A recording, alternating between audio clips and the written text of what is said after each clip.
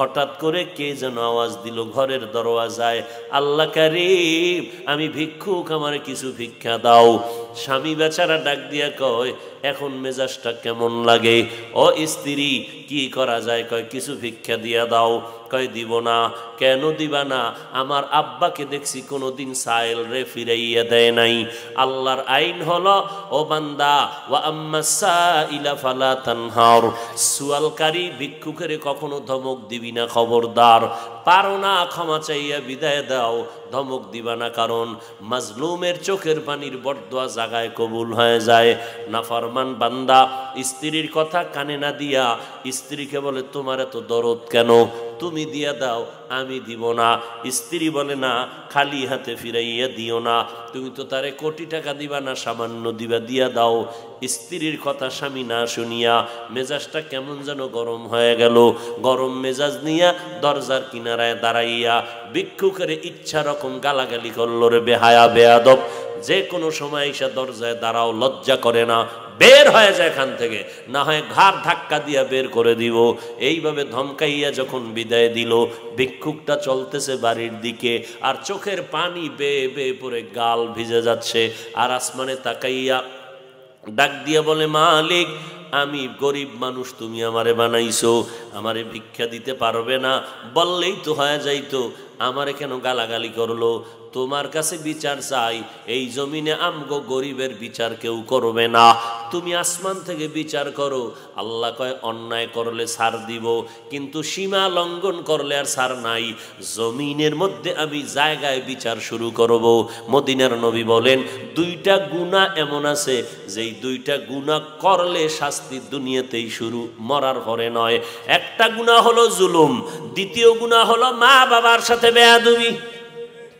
মা বাবার সাথে যদি বেয়াদবি করো, শাস্তি হবে দুনিয়ায়। আর যদি কারো উপরে জুলুম করো, নিজের উপরে জুলুম, আল্লাহর উপরে জুলুম। আল্লাহর উপরে জুলুম মানে বলে শিরিকের গুনাহ করা, আল্লাহর সাথে জুলুম করা, অন্যান্য মাখলুকতের সাথে জুলুম করা।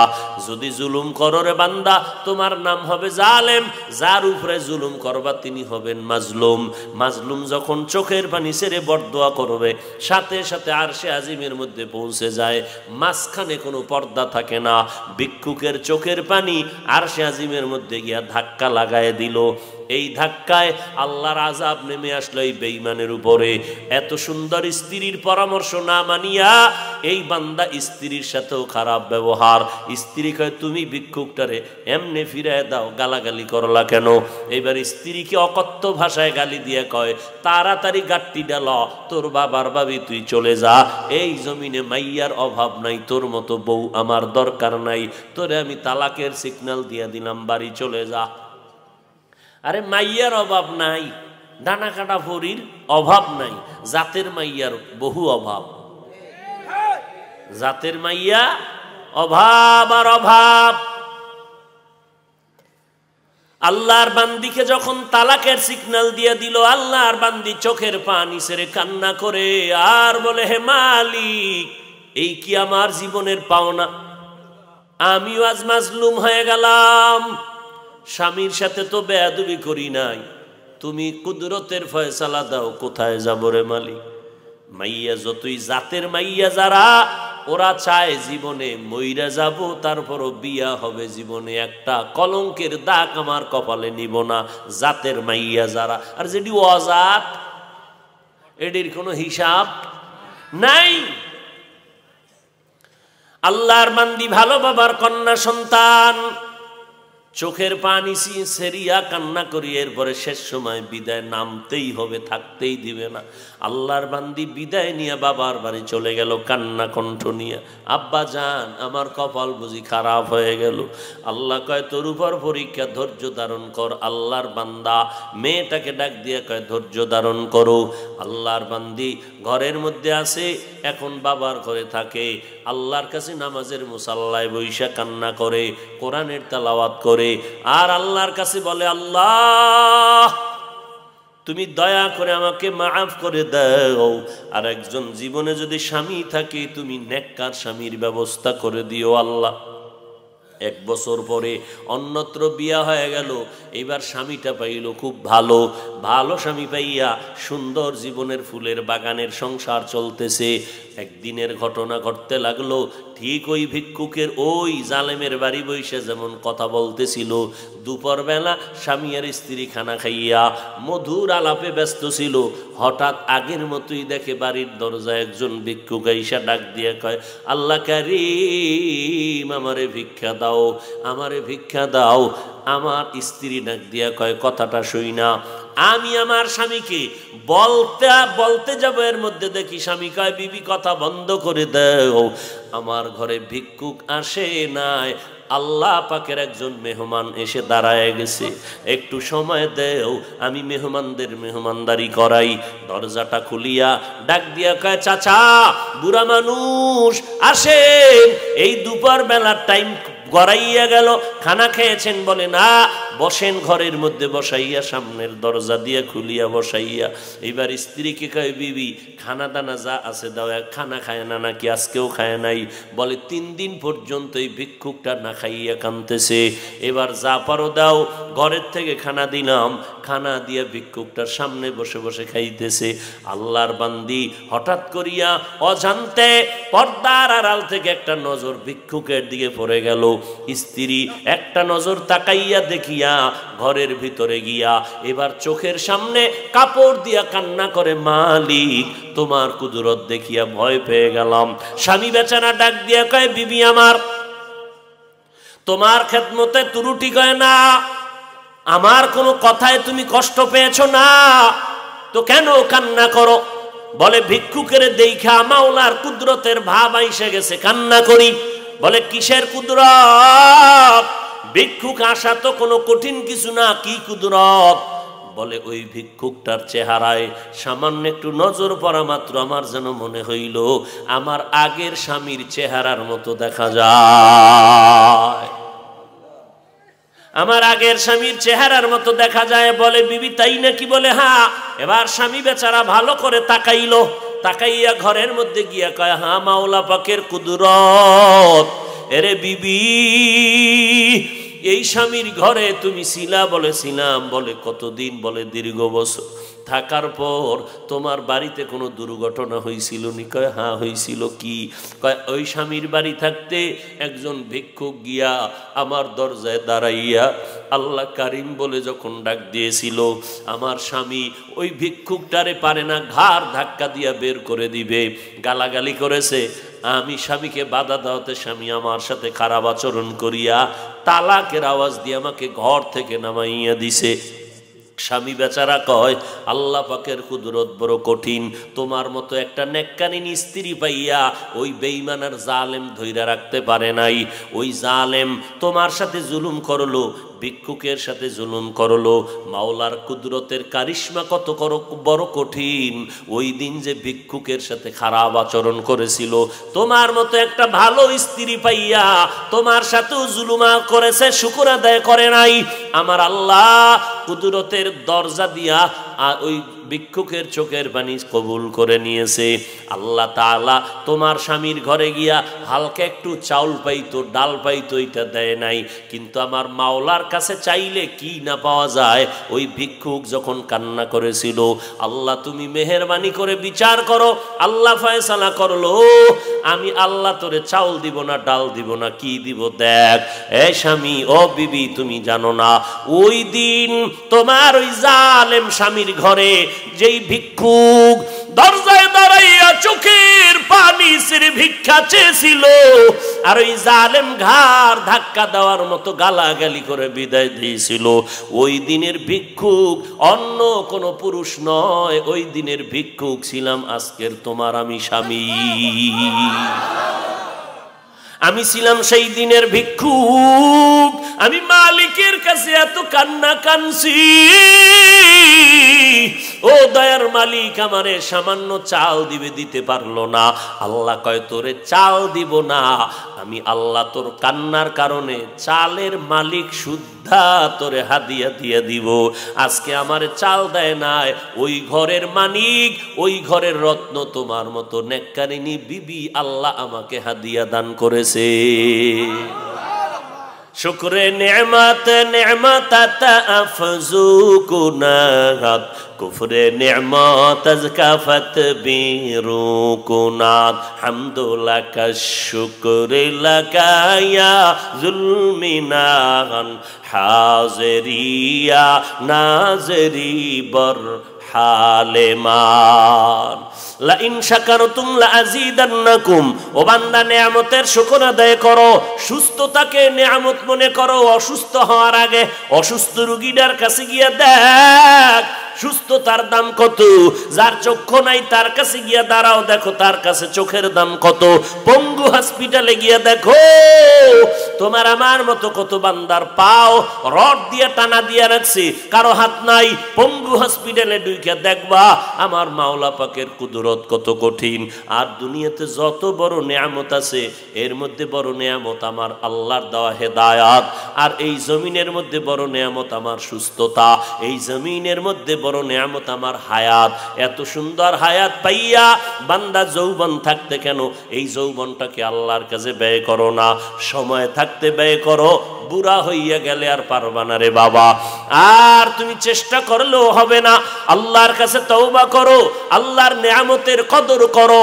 ও যুবক, আল্লাহর নেয়ামতের যৌবনটাকে কাজে লাগাও, গুনায় ব্যয় করিও না। আফসুস করলে কিন্তু আর পাইবা না। ভালো বিবি যারা পাইছেন স্বামীর জন্য দোয়া করে, এমন বিবিকে আপনি খেদমত করেন, দোয়া করেন, আল্লাহর কাছে শুকর আদায় করেন। এর সাথে খারাপ আচরণ যেন না হয়। একজন ভালো বিবির থেকে ভালো সন্তান আসবে। সন্তানটারে কোরআন পড়ান। যারা সন্তান পায় না কত কান্নাই না কাঁদতেছে। আল্লাহ আপনাদের সন্তান দিছে গাঞ্জা খাওয়ার জন্য না, সন্তানটারে মদ পান করাইয়া গাঞ্জাখোর বানাবেন, মদখোর বানাবেন এই জন্য না, চোর ডাকাত বানাবেন এই জন্য না। সন্তানটাকে ডাক্তার বানান, তবে আদর্শওয়ালা বানাইয়েন। আপনার সন্তানের ইঞ্জিনিয়ার বানাইবেন, আপনার সন্তানটাকে প্রফেসর বানাইবেন, তবে অনুরোধ বেয়াদব বানাইবেন না। অনুরোধ আপনার সন্তান ডাক্তার হবে, ইঞ্জিনিয়ার হবে, তবে কোনো আলেমের সাথে যেন খারাপ আচরণ না করে, মুরব্বীর সাথে যেন বেয়াদবি না করে। আপনার সন্তানের যা বানান আলহামদুলিল্লাহ, তবে বেয়াদব বানাবেন না, চরিত্রহীন বানাবেন না। আমার যুবক ছেলেটা কিন্তু বন্ধু বান্ধবের আড্ডায় ভরিয়া তার চরিত্র নষ্ট হচ্ছে। অতএব সন্তানটাকে আপনি বাবা হইয়া গাইডে রাখেন, আপনি পেছন থেকে তাকে গাইড দিতে থাকেন। 5 বেলার নামাজি বানান। আলেম ওলামাদের কাছে নিয়ে নিয়ে মাঝে মাঝে দোয়া নেন, দোয়া নেন, কাজে লাগবে। হুজুর পাইলে দোয়া নিবেন, আমার সন্তানটার হেদায়েতের দোয়া করবেন। আমি মরিয়া গেলেও যেন সন্তান কোরআন পড়িয়া দোয়া করতে পারে। আমার সন্তান যেন আমার মরার পরে যেন নেক আমল করিয়া কবরে শান্তির ব্যবস্থা করতে পারে। এইভাবে আল্লাহর কাছে দোয়া করেন। আপনিও চোখের পানি ছাড়িয়া আল্লাহর কাছে দোয়া করেন, আর আল্লাহকে বলেন, আল্লাহ আমার সন্তানটারে তুমি আদর্শ মানুষ বানাও, মদিনার নবীর আদর্শওয়ালা মানুষ বানাও। আল্লাহর কাছে দোয়া করেন, আল্লাহর কাছে তওবা করেন। পর্দার আড়ালের আম্মা জানেরা, আপনারা নবীদের মা, সাহাবায়ে কেরামের মা, আউলিয়ায়ে কেরামের মা, আলেমের মা, ভালো ভালো আদর্শ সন্তানের মা, আজকে থেকে তওবা করেন। নেককার সন্তানের মা না হইয়া কবরে যাবেন না। সন্তানটাকে কোরআন পড়াইবেন, যে লাইনেই থাকুক না কেন। আপনার স্বামীর খেদমত করবেন, বেগানার নজর দিয়া নিজের জীবনটাকে ধ্বংস করবেন না। কারো বদনজর লাগলে আপনার ক্ষতি হয়ে যাবে। অতএব বেগানার কোনো বদনজর শরীরের মধ্যে লাগাবেন না। সন্তানটাকে আদর্শওয়ালা বানাবেন। যুবকদেরকেও বলবো, রে বাবা, তোমার মতো কত যুবক ছেলেরা জীবনে মাদ্রাসায় পড়ে নাই, স্কুল কলেজে পড়ে, একবেলার নামাজ বাদ দেয় না, বেপরদায় চলে না। তোমার মতো যুবক রাস্তায় গাড়ি চালায়, নামাজ ছাড়ে না। তুমি কেন পারবা না রে বাবা? তোমার মতো যুবক রাস্তায় নদীর মধ্যে মাছ ধরে, কৃষিকাজ করে, ময়দানে নামাজ বাদ দেয় না। তুমি কেন পারবা না? তোমার মতো যুবক র্যাব, আর্মি, পুলিশ, বিডিআর এর চাকরি করে, কেউ ব্যবসা করে, কোটি টাকার মালিক, হারাম খায় না, নামাজ বাদ দেয় না, নাই? তুমি কেন পারবা না? মনটাকে জিজ্ঞাসা করো, এই মন, এত বেঈমানি কেন করো? আমার মতো যুবক যদি স্কুল কলেজে পড়িয়া নামাজ পড়ে আমি কেন পারবো না? আমার কপাল বুঝি খারাপ, আমার উপরে বুঝি আমার আল্লাহ বেজার হয়ে গেল গুনার কারণে। আজকে থেকে তওবা করে নাও, মরিয়ে গেলে যাইবা আর কখনো আল্লাহর বিরুদ্ধে নবীর তরিকার বাইরে চলবা না।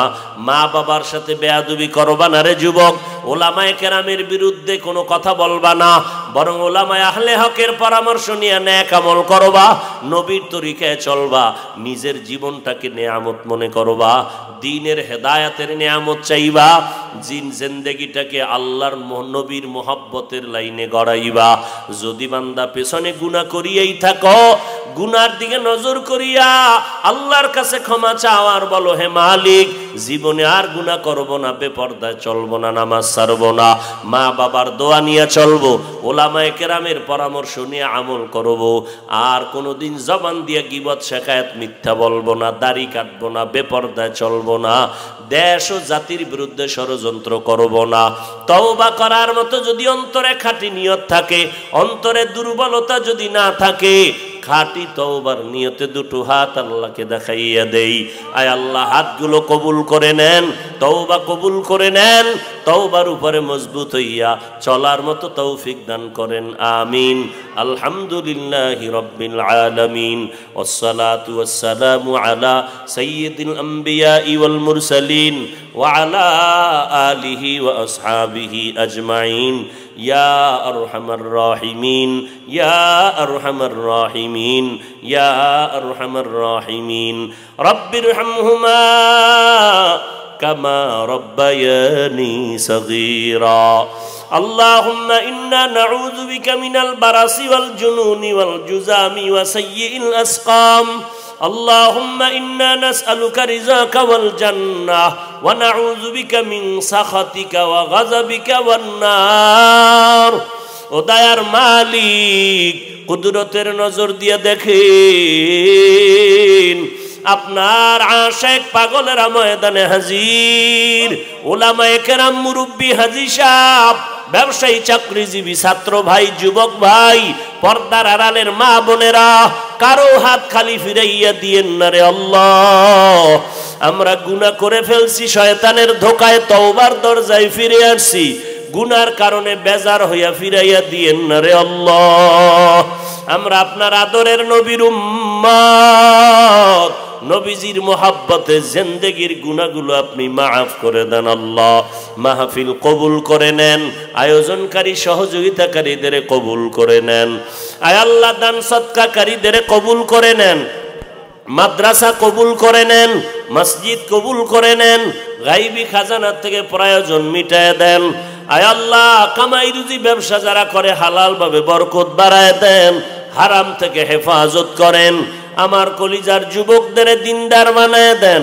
আয় আল্লাহ, ছাত্র ভাইদেরকে আপনি কবুল করে নেন, সারা দুনিয়াবাসীকে মাফ করে দেন। মা বোনদের আবেদা বানায় দেন, সন্তানগুলো নেককার বানায় দেন। প্রত্যেক মা বাবাকে নেককার সন্তানের মা বাবা হওয়ার তৌফিক দান করেন। বাংলাদেশ শান্তির দেশ বানায় দেন। আয় আল্লাহ, প্রশাসনিকভাবে যারা কাজ করে দিনদার বানায় দেন, জনপ্রতিনিধির দায়িত্ব যারা পালন করে দিনদার বানায় দেন। আয় আল্লাহ, চলার পথে ইজ্জতের সাথে হেফাজত করেন। আয় আল্লাহ, উলামায়ে আহলে হকদের বিজয় দান করেন। আয় আল্লাহ, ইসলামের ব্যানারওয়ালা দুশমন থেকে হেফাজত করেন। ইলম ও হিকমত আমলে বরকত বাড়ায় দেন। রিয়া, হাসাদ, কিবির দূর করে ইখলাস দান করেন। আয় আল্লাহ, আমরা যারা হাত তুলেছি জানি না কার মা নাই, কার বাবা নাই, অন্ধকার কবর থেকে দোয়ার অপেক্ষা ছেড়ে মালিক। আয় আল্লাহ, দেওয়ার মতো কিছুই নাই। আয় আল্লাহ, মেহেরবানি করে সবার কবর জান্নাতের বাগান বানায় দেন। এই সন্তানেরা, ওই মা বাবার চেহারাটাও কি মনে পড়ে না? ওই মা বাবার জন্য কি মায়া হবে না? ও সন্তান, যেই মা বাবার চোখের পানি আর দোয়ার কারণে আজ এই চেয়ারে বসতে পেরেছি, ওই মা বাবার চোখের পানি আর দোয়ার কারণে পরীক্ষায় ভালো নাম্বার পেয়েছো। ওই মা বাবার চোখের পানি দোয়া ছাড়া টাকা পয়সা বাড়ি গাড়ির মালিক হতে পারো নাই। ওই মা বাবা কত অসহায়, এক ফোঁটা চোখের পানি কি ছেড়ে দোয়া করতে পারো না? ও দয়ার মালিক, জানি নাই ময়দানে কারা ইয়তীম, আমার মায়ার নবীও বড় ইয়তীম, মা হারা বাবা হারা নবী অসহায়, ইয়তীমের দিকে তাকাইয়াও কি মায়া হবে না রে আল্লাহ? গুনার কারণে দিলটা পাথর হয়ে গেছে, চোখে পানি নাই, কান্নাওয়ালা চক্ষু দান করেন আল্লাহ, জিকিরওয়ালা জিহ্বা দান করেন আল্লাহ, আখিরাতের ফিকিরওয়ালা কলব দান করেন আল্লাহ। আয় আল্লাহ, আম্বিয়া কেরাম, সাহাবায়ে কেরাম, শুহাদায়ে কেরাম, আউলিয়া কেরাম, আসাতাজায়ে কেরাম, কবরস্থ যারা জান্নাতে মাকাম উঁচু করে দেন, যারা হায়াতে আছে দীর্ঘ নেক হায়াত দান করেন। আয় আল্লাহ, যারা অসুস্থ কুদরতের হাতে সুস্থ করে দেন আল্লাহ। আপনার মতো বড় ডাক্তার কেউ নাই, মেহেরবানি করে কুদরতের হাতে সুস্থতার নেয়ামত বাড়ায় দেন, নেক আমলের আগ্রহ বাড়ায় দেন, গুনাহের প্রতি ঘৃণা জমায়ে দেন, ওলামা তোলাবা উম্মতের অন্তরে দয়ার নজরে মোহাব্বত ইজ্জত বাড়ায় দেন আল্লাহ। আয় আল্লাহ, আওয়াজের ভেতরে কথার ভিতরে স্পষ্টতা রুহানিয়াত বাড়াইয়া দেন। আয় আল্লাহ, সারা দুনিয়ায় খেদমতের জন্য নিরাপদে কবুল করে নেন। আয় আল্লাহ, চক্রান্তকারীদের চক্রান্ত থেকে ইজ্জতের সাথে হেফাজত করেন আল্লাহ। ও আল্লাহ, নবীজির মুহাব্বতে আমাদের কবুল করে নেন, নবীজির সুন্নাতওয়ালা জিন্দেগি আমাদেরকে দান করেন, নবীজির রওজা বাইতুল্লাহ জিয়ারতের তৌফিক দান করেন আল্লাহ। হাসবুনাল্লাহু ওয়া নি'মাল ওয়াকিল, নি'মাল মাওলা ওয়া নি'মান নাসির। সাল্লাল্লাহু তাআলা আলা খাইরি খালকিহি মুহাম্মাদিন ওয়া আলিহি ওয়া আসহাবিহি আজমাইন। আমিন আমিন আমিন বিরহমাতিকা ইয়া আরহামার রাহিমিন।